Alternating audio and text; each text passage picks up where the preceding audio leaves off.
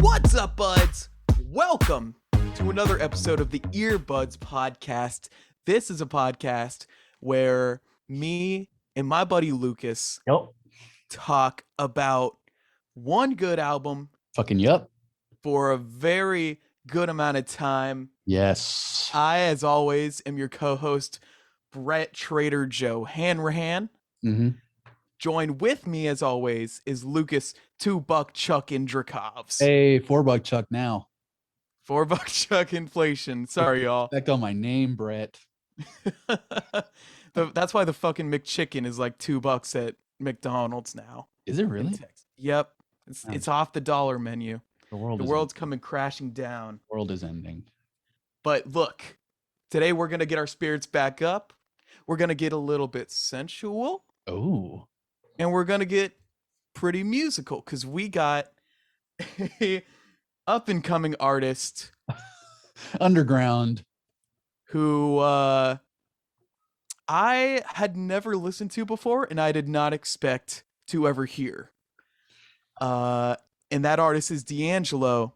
And the album we're talking about today is Black Messiah. I brought this album to the show, man. I was surprised to hear that you had never heard D'Angelo, but yeah, man, this is one of my favorite albums by him. He really doesn't miss. I mean, if you listen to anything by D'Angelo, it's all at the same level of artistry and musicianship. But there was just something about Black Messiah that it really, really stuck with me. It's very different for him. So I was excited to hear what you had to say, man. This album came out 14 years after his second record, Voodoo. And which is crazy because he'd been working on it since like 2002 and it came out in 2014. Right. And so to say that this record is like highly, highly anticipated by a lot of people when it was coming out is a major understatement. And it won Grammy of the year or Grammy in 2014 for like the best R&B album of the year. Like people were psyched about this record. It's so I have to keep reminding myself that it came out in 2014 instead of like 2000 or 2002 just because it's got like these R&B elements that it call back to that time, and it's also super funk influenced. Super Sly and the Family Stone, super like Parliament, very Funkadelic Parliament vibes on this. Like he was going for like a dirty, murky, funky soul record, and I gotta say, man, he fucking succeeded in that. The first track is so funky and weird as hell in its composition. It has the weirdest guitar parts and bass parts, and even the layered vocals are strange in the way that they're composed and mixed. And right off the bat, when a friend of mine put this on while we were playing poker, I think like when it came out, and it blew me away immediately. I'd never really heard music like this before I heard this record, and I didn't listen to a lot of Parliament Funkadelic before this either. Sure. So, prefacing it with how fucking ignorant I was to this genre, to be honest. But even with such a heavy influence, he does kind of bring his own swagger to it. He brings his own. He's got this weird vocal delivery where he seems a bit sheepish, but also very turned on at the same time. Yeah, he kind of he does it really well where he's subdued a lot of the times on these songs. Like his vocals are a little understated a little bit, but man, when he belts it out, it makes it's so much more impactful than if he had just done that for the whole track or for the whole album, There's a dynamic range on this album for sure.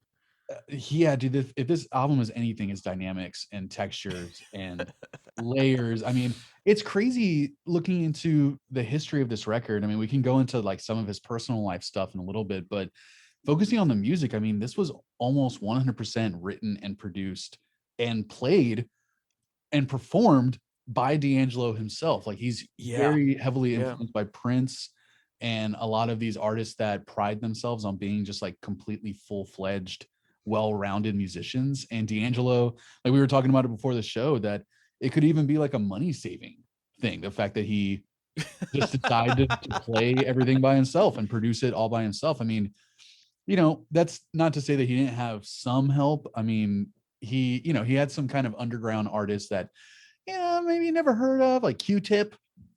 Yeah, Q-Tip helped. Questlove. Just Whoever like that these is. little known people. Yeah, I don't know who they are, but it's cool that he let them be on this record, you know? He's given them so much exposure, Yeah. you Yeah, he know. is. This was I mean, this album was ranked like one of the best albums in 2014 when it was released. The critics loved this record, and it's interesting that the album that had come out before it was 14 years before this record. He had a 14-year hiatus. And it's a really interesting reasoning why. And I didn't know this. And we were actually listening to the track. Yeah. I think it's called Untitled, right?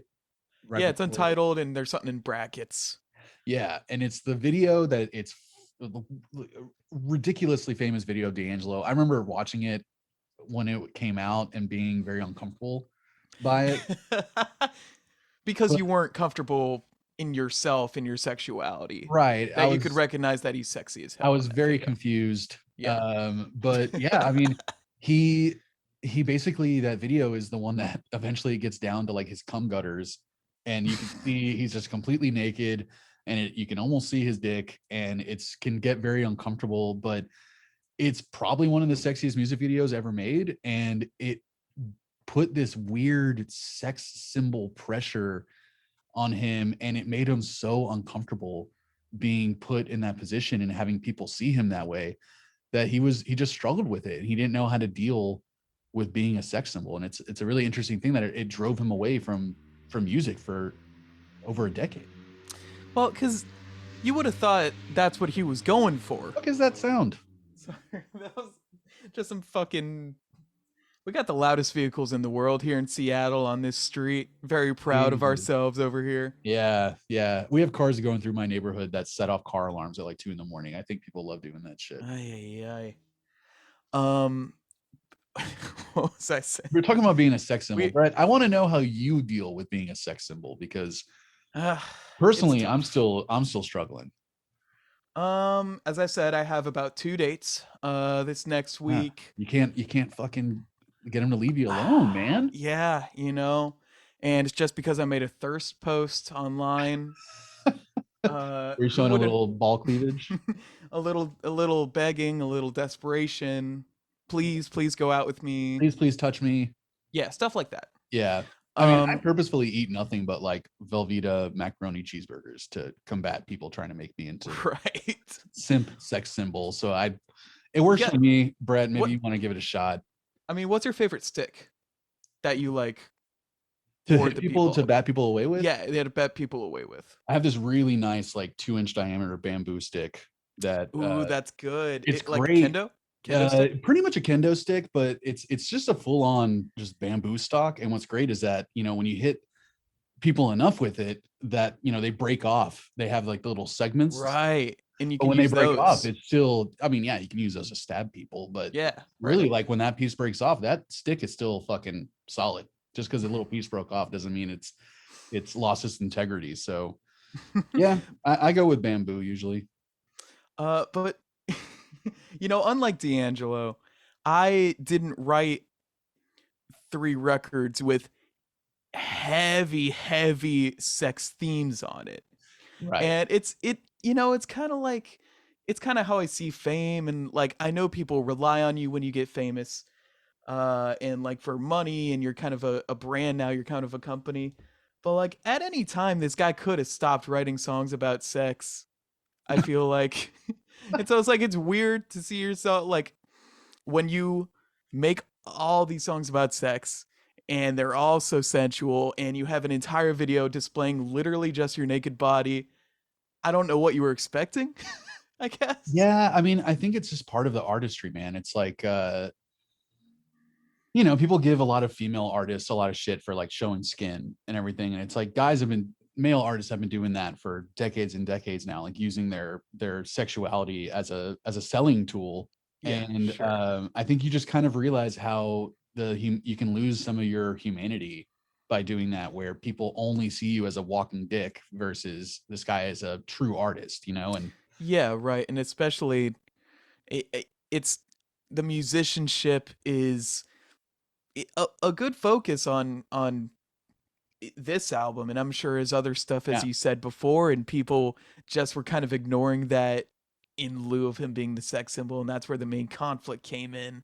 Exactly. Like I think what's it gets a little darker too. Like he had a friend of his, a really close friend that had committed suicide around that time, and because of that, like D'Angelo developed a drinking problem, and he became kind of an alcoholic, and he had all these plans for albums and these live records, and he had a plan Mm, for a tour that ended up getting scrapped because he was in really bad shape, and he got arrested for I think like driving drunk, and he had some drugs on him and everything, and they basically Virgin, his record label, just they cut off his funding for his next album that he was going to do. So the next decade, he was trying to find himself again, and so he really wanted to play every single instrument on this record, like Prince and yeah, other artists in that kind of like fucking putting these people on a pedestal, like all these people at the very very top, and it's and just it's I'm really really impressed that he's credited with playing almost all the instruments on this record except with a few tracks that have strings, and some people who wanted to jump in and play some percussion or woodwinds and brass instruments and stuff, but yeah, he essentially wrote every bit of this record. which is, I mean, that is, I think, objectively something you gotta respect, because this is a very layered album. There's a lot of complex instrumental parts. It's not like he's just playing the same notes on everything. There's nothing basic And in this record. where do you even start Mhm. making songs like this? I know. Is like a question I have. What we've already said it a few times, but he was going for. I mean, the album has been described as like a Parliament Funkadelic meets the Beatles meets Prince, with what they're saying like a Jimi Hendrix energy to it, which I can really honestly totally hear on this record. Like, it's funky and it's fun, but it's dark. It has this undertone of like struggle and this dirty grittiness that I love, that you just don't Yeah. hear in a lot of R&B music, and especially in R&B production, which is usually so clean.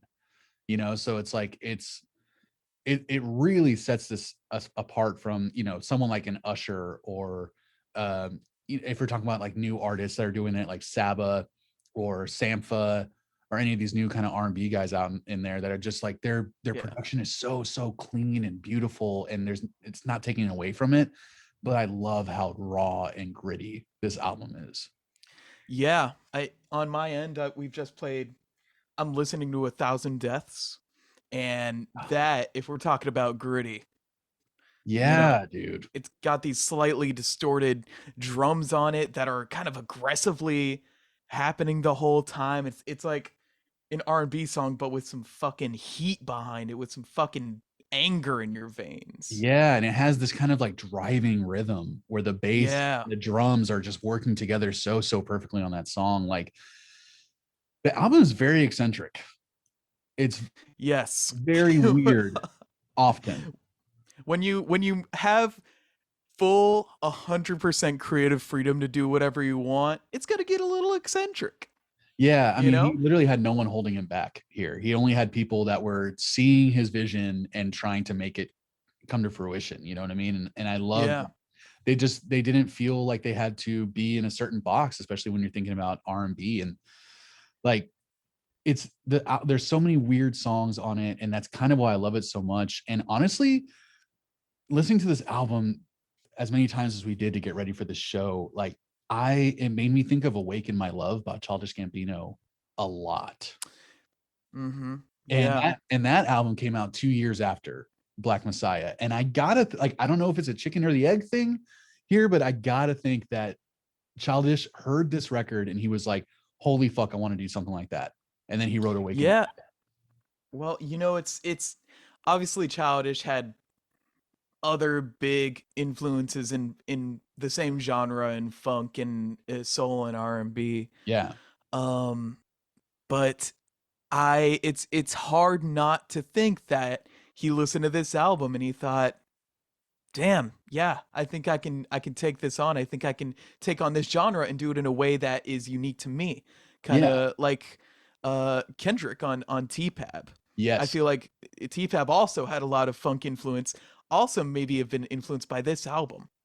So that was kind of my preface to this record before we started listening to it, and why I wanted to bring it. I said that I kind of put it at the same level as To Pimp a Butterfly. And Like after listening to it, do you understand what I mean? I understand what you mean. Do you I support don't me in I this? don't support you ever. I But know. that's a personal Kind principle of of like mine. your fucking thing. Yeah. Yeah. I understand how you can draw parallels to T-Pab. I don't it, I mean, T-Pab is a once in a lifetime record. Like True. I I wouldn't would say Black Messiah is, you could say the same thing about it.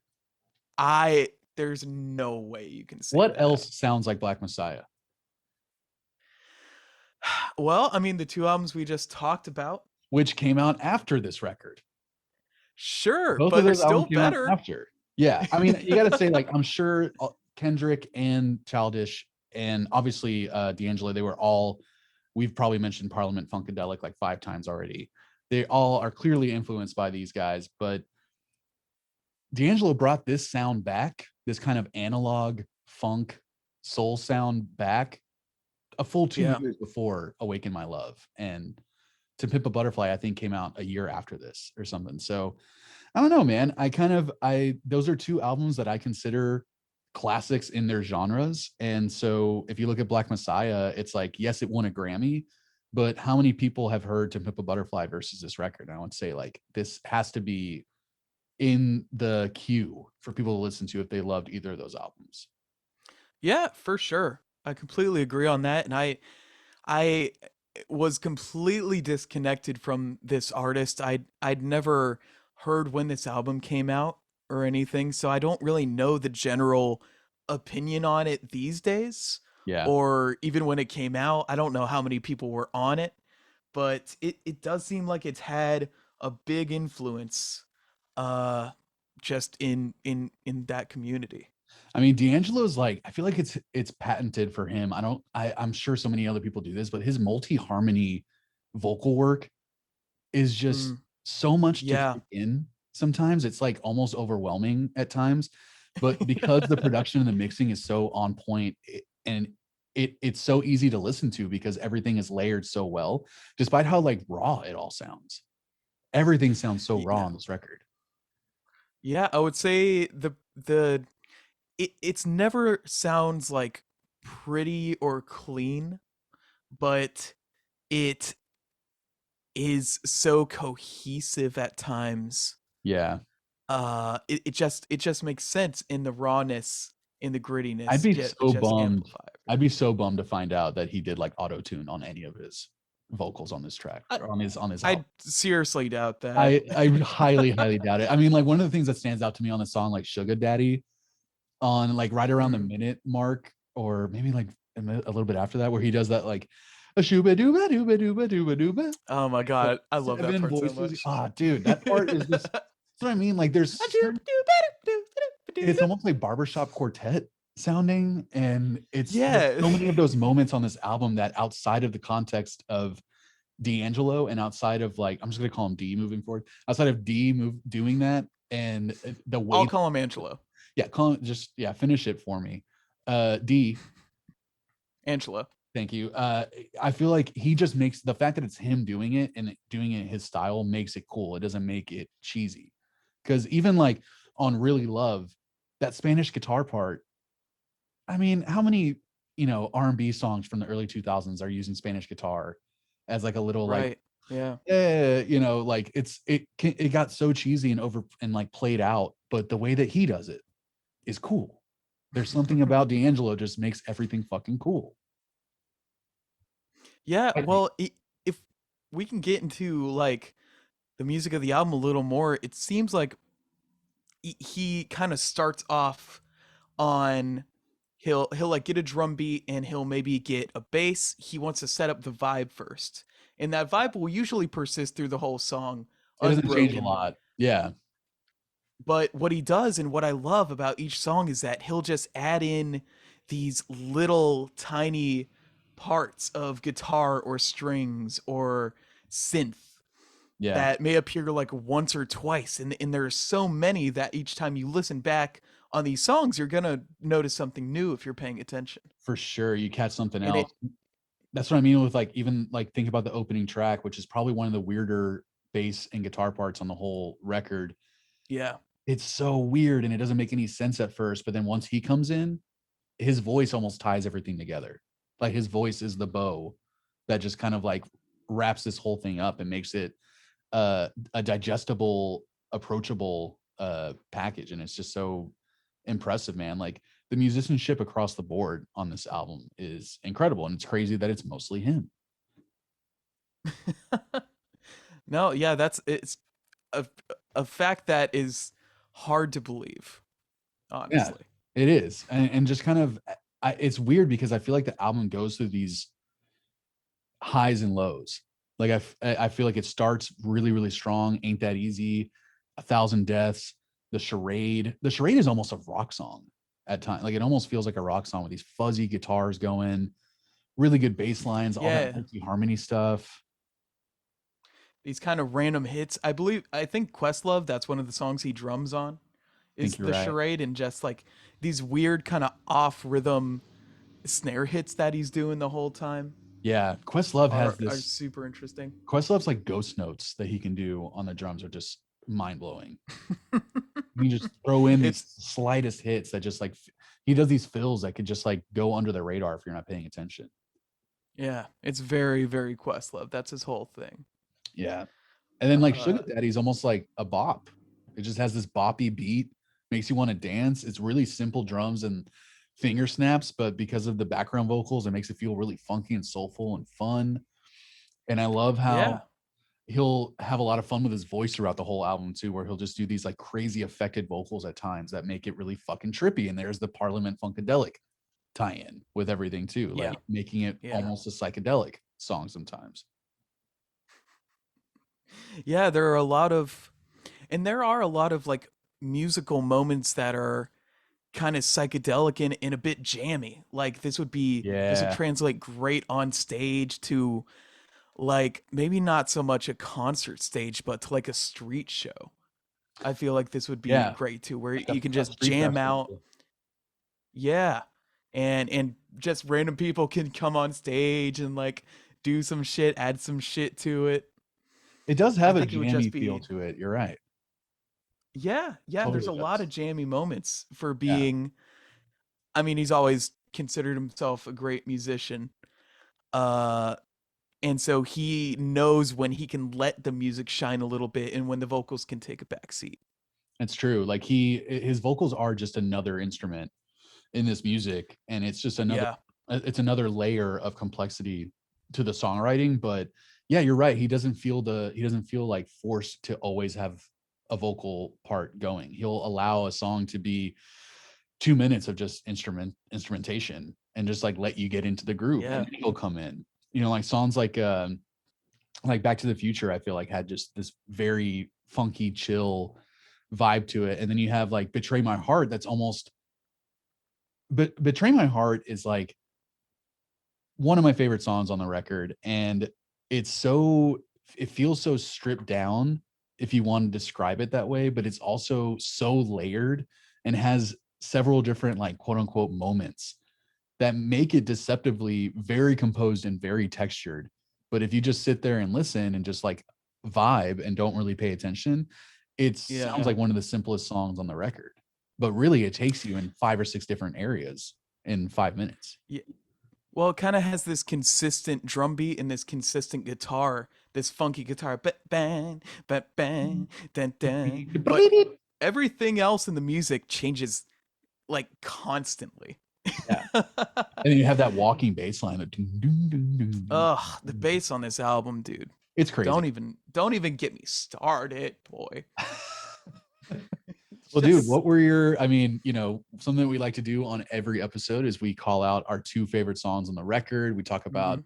our honorable mentions. What's one of your favorite songs on this, dude? Because you set this up this whole episode before we even got into this. You were texting me because we try not to tell each other a lot going into these episodes. We don't want to steer the conversation in any specific way or have any preconceived notions about what we each thought of the record. But you said you were extremely conflicted about this record. I was yes. It was I mean if we want to get into that first, we can do Sure. that or save it for the ratings, but I This album is a lot of steady beats that are kind of the same with different instruments around it adding to that vibe. Right. There aren't really many dynamics within the music. There are a lot of, there will be some jams, there will be some sweltering moments, there will be some explosions, but overall the vibe is kind of the same. And usually doesn't really that doesn't really do it for me. But on this album, there's enough going around that it keeps me interested.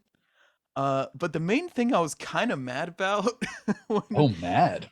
yeah, like I don't know, it might not even be important enough to even talk about, but this is an album that comes out after a 14-year hiatus. One of the most anticipated albums of all time. He's Oh, hyping it up. yeah. They rush the production. They Right. worked overnight for months to get this album out because of all this controversy that was going on and these police shootings. Yeah. The album's called Black Messiah. The cover is people's fists in a riot or a protest, Right. and there are only two songs that are really political at all. Yeah, I mean, I think one of the things that he was doing, if you take out the lyrical content, is the way that the album was recorded and produced brought it back to the musicians of the 70s that were doing everything purely analog on tape and stood for something. You know what I mean? Like if you're thinking about Curtis Mayfield and those types of artists back then that were extremely political, extremely socially conscious. He's not directly speaking to any of that stuff, but it's the vibe and the sound of the music. It's harkening back to the era where artists were doing this a lot. So I think music wise, production wise, all of that was on point for the time that it came out and what he was trying to communicate. But he does have some like pretty heavy lyrics on this. Like a lot of it is love songs and heartbreak and stuff like that. But there are some social commentary stuff about politics and war and corruption and all that. No, yeah, I think they're definitely on A Thousand Deaths and The Charade.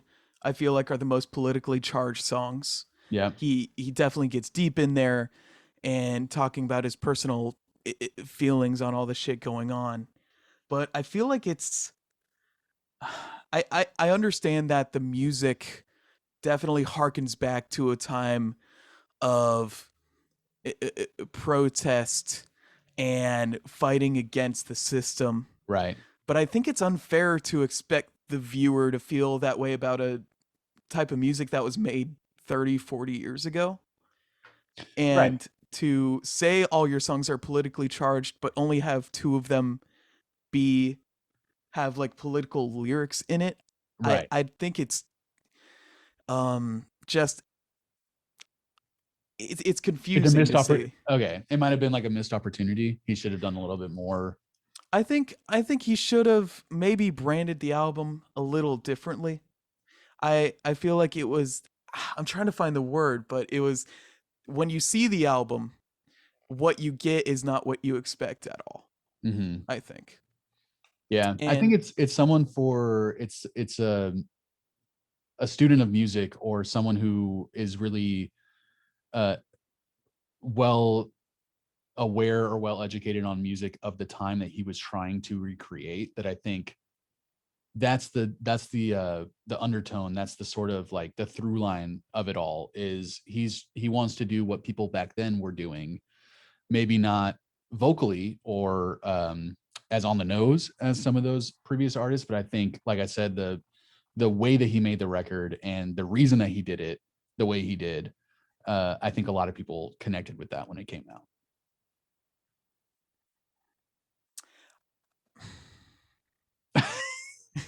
I it's just I think it just might be a question of perspective and of personal Yeah. belief cuz I personally don't feel like that is enough to justify saying that your album is so politically charged.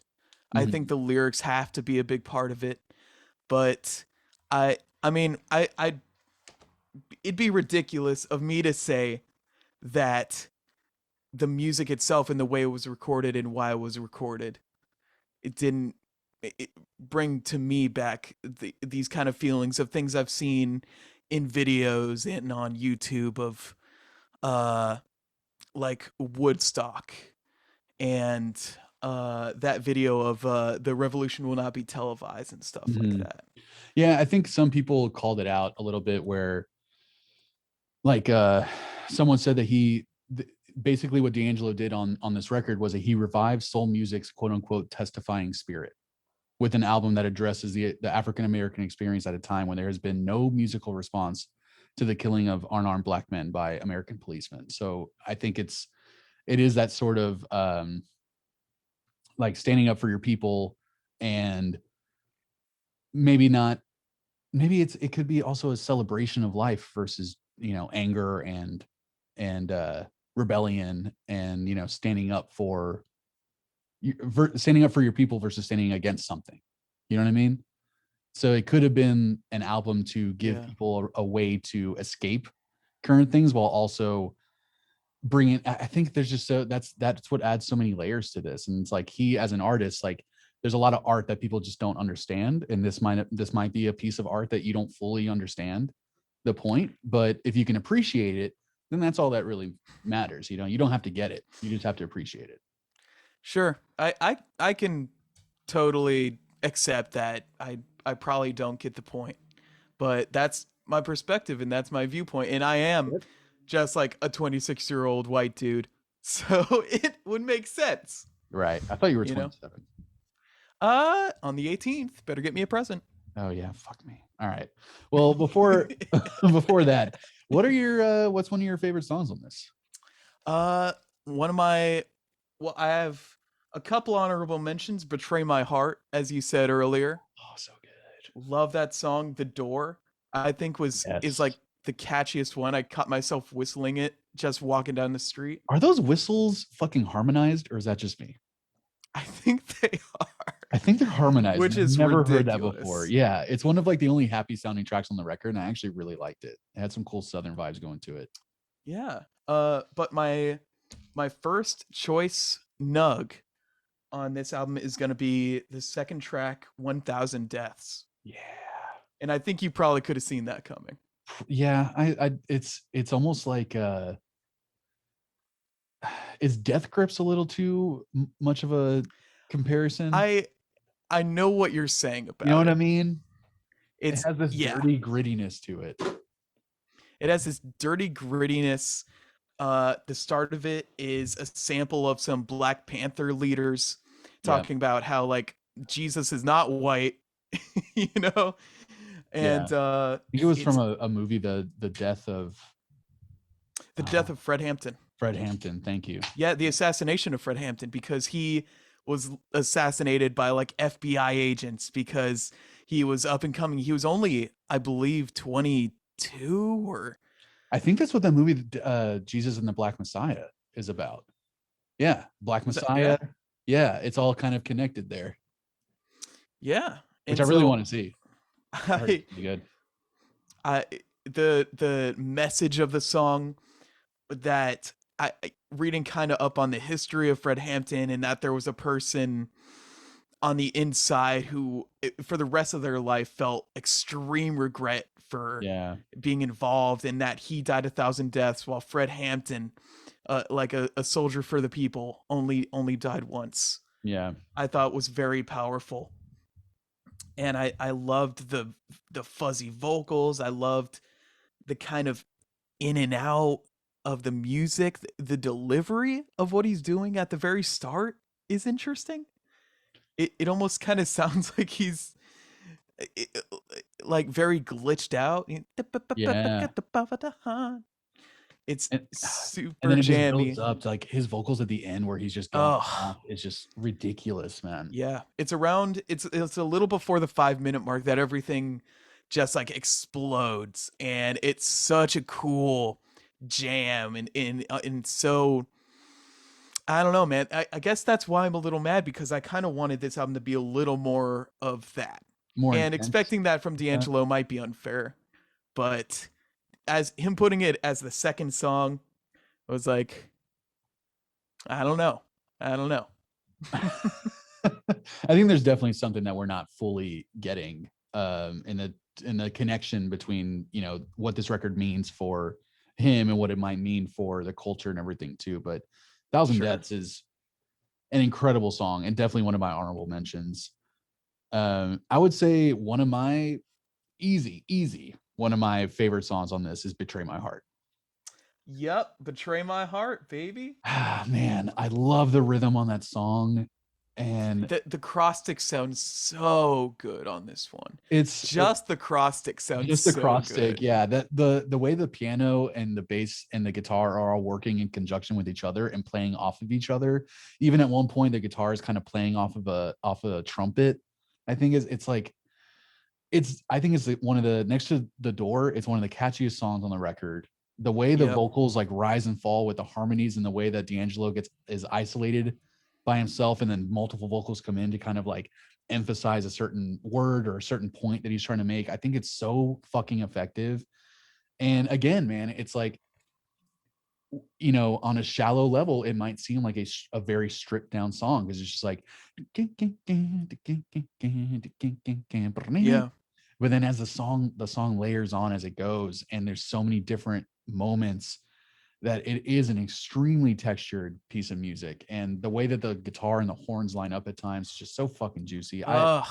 Those that horns. those dude, yeah, it's amazing. The production is incredible on this record, and Betray My Heart is such a great example of that because it has the loud and the soft and everything in between, and it's just so airy and light of a song, but there's so much going on, and it's so fucking catchy too. Like to Yeah, and it's super jazzy, which is yes, like a nice addition to like the genre influence of this album. yes, for I sure. think it fits in perfectly with the rest of the songs.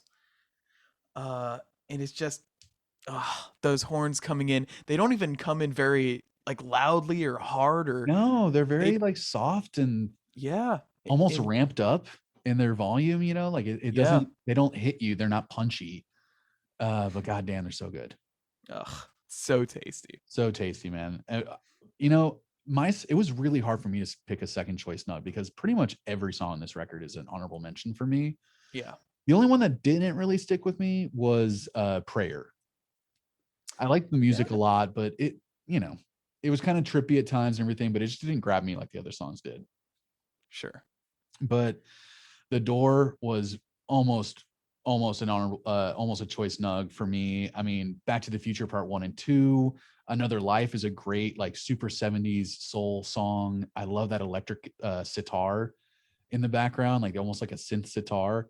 Mm, And it took me a while to realize that that's the sound I love in like so many songs like oh man, the Delphonics use the this electric sitar sound on so many of their songs and I just like absolutely fucking love it. But I had to go with Really Love. really love. Yeah. Okay. It's It's the one that I mentioned before with the Spanish guitar that could be kind of cheesy, yeah. but if that's D'Angelo playing the classical guitar, fucking color me even more impressed that he played that. That's really, really good classical guitar being played there. And even if he Yeah. didn't play it and just wrote that part, that's still ridiculous. It's still a great contribution to the song and it almost makes the song. It almost does, and it has taken me out of so many R&B songs in the past, and it can sound so cheesy, but the way they do it here, they really pull it off. And I feel like D'Angelo's vocal part is really beautiful and very vulnerable.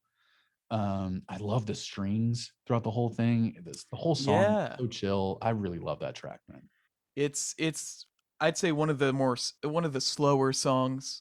Yeah. It's very sensual, it's very sweet, Hmm. you know? Uh but I love those drums come in and that guitar is playing. It just sets up a really nice vibe, Yeah. I think. It's a great vibe. It's a great song for the middle of the record to kind of like bring you back down a little bit, kind of strip it down and just Yeah. like let you breathe for a second. Yeah. And it comes right after my second nug, which is Oh, Sugar Sugar Daddy, Daddy. which Oh man.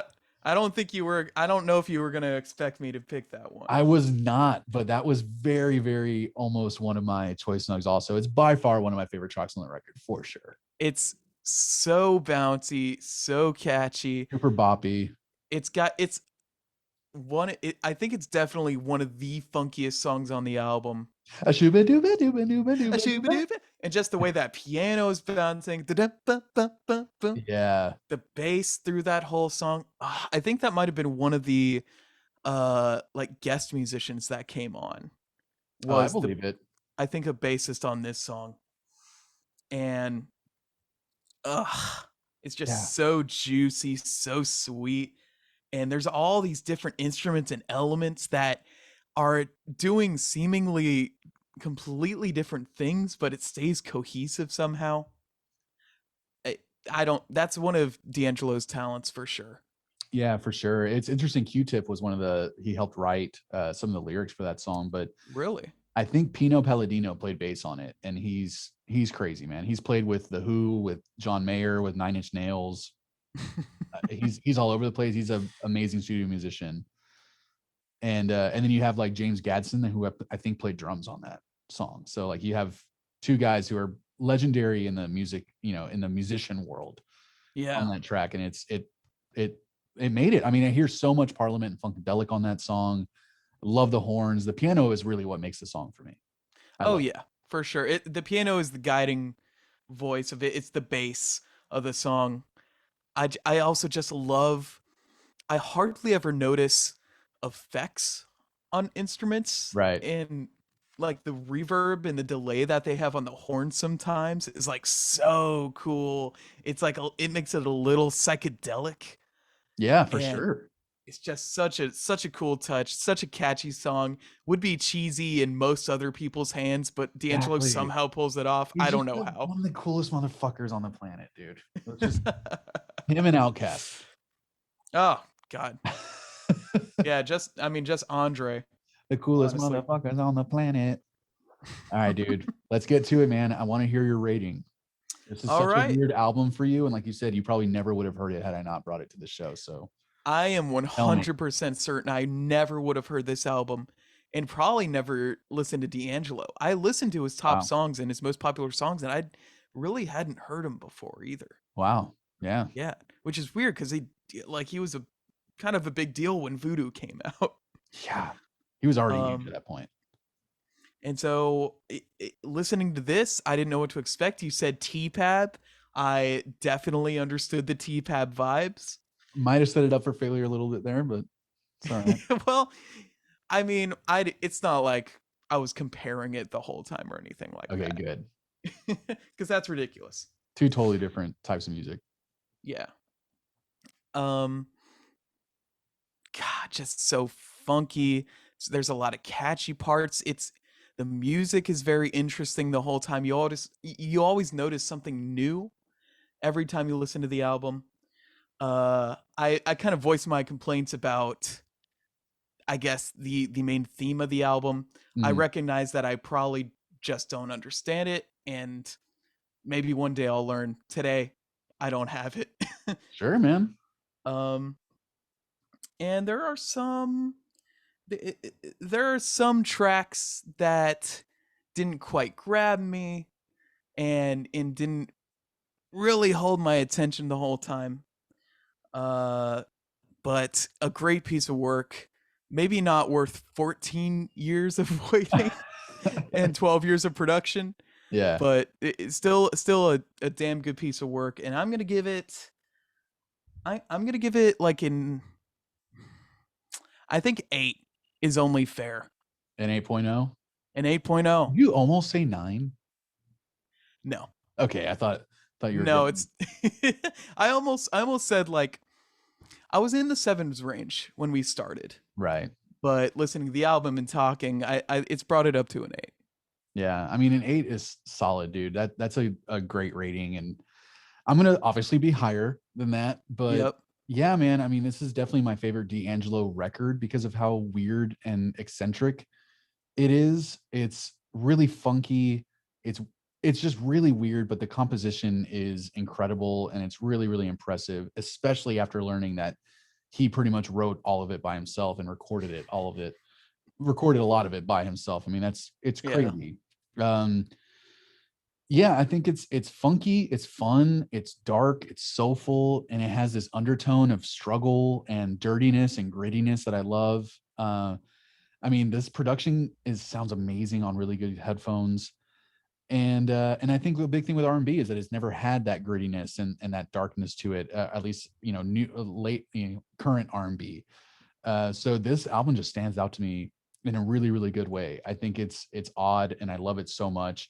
And like I said, I mean, it's weird hearing this record and hearing how it could have potentially influenced other modern albums that I fucking absolutely love as well, like T-Pab and Awaken My Love. Yeah, So yeah. that makes me appreciate all of it even more. Just how whimsical he can be and how playful he can be, but how honest and dark he can be at the same time. I think it's really, really impressive. And just like Kendrick, how we were talking about on Mr. Morale and the Big Steppers. I mean, this guy is just an artist. This is just artistry Yeah. being displayed here. So yeah, man, I got to give this like a 9.4. Wow. It's probably one of the highest ratings I've given of any album on our podcast so far. I would say so. I couldn't really recall. I mean, maybe RX Bandits, maybe Bright Light Maybe. Social Hour, Yeah, for sure. Those are right up there, man. And I put this up there with them. I but think D'Angelo really, really, really impressed me. Even when I heard this, 8 fucking years ago, which is when this album came out. Like that's still it stuck with me for the last 8 years. And it's something I was so excited to listen to again, uh, with a purpose. So thank you for indulging me. hey man, it's all good. You brought I don't know. I will say I did have a I did have a date last night, a couple nights ago. Put this on. And maybe D'Angelo was a part of it. Oh, Maybe D'Angelo stopped in, said hi. dude, I need a shirt that is just like a print of his torso. And I'll just wear that shirt anytime Christina is around. And I'll just be like, I'm not taking this shirt off while we're having sex. Like, this is what you're going to see. Well, why would she want you to take the shirt off, really? Exactly. Yeah. Exactly. And it makes you perform better too. It does. I mean, my voice is incredible while I'm wearing this shirt. My vocal range goes up at least 2 octaves. All right. Well, thank you all for listening. You can check us out on YouTube. You can check us out anywhere you find your podcast. We're on Instagram, EBPcast, Earbuds Yeah. Podcast. You can find Lucas on Jean Luc Guitard on Instagram. You can find me at Brett Hanrahan with 100,000 T's. Yeah, for some reason. And tell us what y'all thought of this album. I'm curious to see kind of like what the general public these days feels about this. Yeah, I think this album could be timeless. So, buddies, please tell us what you guys think about this record. We're so curious. Leave it in a comment, leave it on our Instagram or our YouTube, wherever you guys are listening to this. And thank you so much for listening, guys. Like, what albums do you guys want us to cover on this podcast? We are here for you. We're also extremely self-indulgent. So we're going to We're be also here for talking us. we're also here for us. So we're going to be talking about a whole bunch of the shit that we want to talk about, but we have at least a 10 or 12 records that have been suggested to us by listeners that we are definitely going to check out. So keep sending us recommendations. Thank you so much for listening. Brett, what would you rate this episode? Man, I'm going to rate this episode a 1,000 out of 10. Damn. Yeah, that's good. I like it. I'm going to do the exact same rating, which I Damn. think you copied me. I think you saw my notes.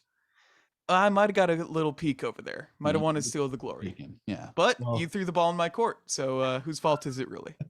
thanks, buddies. Listen to us. Tell your friends to listen to us. And we will see you next week. Bye, y'all. Bye.